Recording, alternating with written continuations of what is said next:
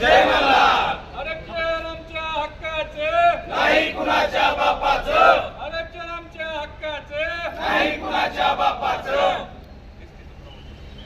ST प्रमाणपत्र मिळालंच पाहिजे, एसटीचा जिहार मिळालाच पाहिजे. येळकोट येळकोट जय मल्हार. येळकोट येळकोट. जय मल्हार. काय मागणी आहेत, कशासाठी निवेदन दिले? आमची मेन मागणी आहे धनगर समाजाला एस टीमध्ये जे बाबासाहेब आंबेडकरांनी 36 नंबरला आरक्षण दिलेलं आहे, धनगरच्या ऐवजी फक्त धनगर झालेला आहे. त्याचा फक्त दुरुस्ती करून JR काढायचा आहे सरकारला. ह्याच्यासाठी आज 70 ते 80 वर्ष झालं जे येईल ती सरकार धनगर समाजाला फक्त झुलवतंय, फक्त आश्वासनं द्यायचं काम करतंय.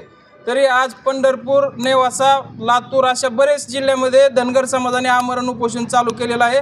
आणि पंढरपूर येथील 10 दिवस झालं धनगर समाजाला उपोषणाला बसलेले आहेत. त्याच्यातल्या तिघाच्या तब्येती खालावलेल्या आहेत, दवाखान्यामध्ये ॲडमिट आहेत. त्यांना समर्थन समजा जिल्ह्यामध्ये जेवढे उपोषण चालू आहेत त्यांना समर्थन म्हणून आज आम्ही कलेक्टर ऑफिसला निवेदन दिलेलं आहे. आणि उद्या आमची जलसमाधी आंदोलन पण आहे. जोपर्यंत धनगर समाजाला एस टीचं प्रमाणपत्र भेटत नाही तोपर्यंत जलसमाधी आंदोलनातून आम्ही बाहेर पडणार नाहीत. आणि समजा उपोषणकर्त्याला पाठिंबा म्हणून आज आम्ही निवेदन दिलेलं आहे. हां सर. सध्या महाराष्ट्रामध्ये धनगर समाजाला एस टी आरक्षणाची अंमलबजावणी करण्यात यावी म्हणून विविध ठिकाणी उपोषणं चालू आहेत, आंदोलनं चालू आहेत. त्या आंदोलनाचं केंद्र पंढरपूर असून लातूर, धाराशिव, पुणे आणि पुण्यश्लोक अहिल्यादेवी होळकर जिल्ह्यामध्ये मोठ्या प्रमाणामध्ये हे आंदोलनं चालू आहेत. या आंदोलनाला पाठिंबा देण्यासाठी आम्ही जिल्हाधिकारी कार्यालयाला भेटून आमच्या घराणं घालून या ठिकाणी निवेदन दिलेलं आहे.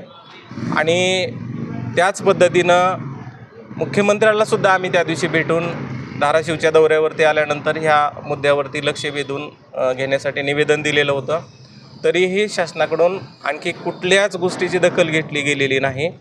आणि उद्या याच भावनेतून एक उद्रेक होतो आहे आणि धाराशिवच्या लगत हातलादेवी तलावामध्ये सकाळी 11 वाजता आमच्या धनगर समाजातील युवक मोठ्या प्रमाणामध्ये जलसमाधी आंदोलन करणार आहेत.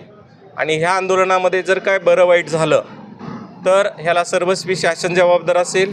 शासनानं लवकरात लवकर निर्णय घ्यावा आणि धनगरांना एस टीच्या प्रमाणपत्र देऊन एस टीच्या सवलती लागू कराव्या, ही तुमच्यामार्फत मी शासनाकडे या ठिकाणी नम्र निवेदन करतो आहे. एवढं सांगूनसुद्धा जर शासनाकडून कुठल्याच गोष्टीची दखल घेतली गेली नाही तर आपण उमरग्याला रस्ता रोको करतो आहे.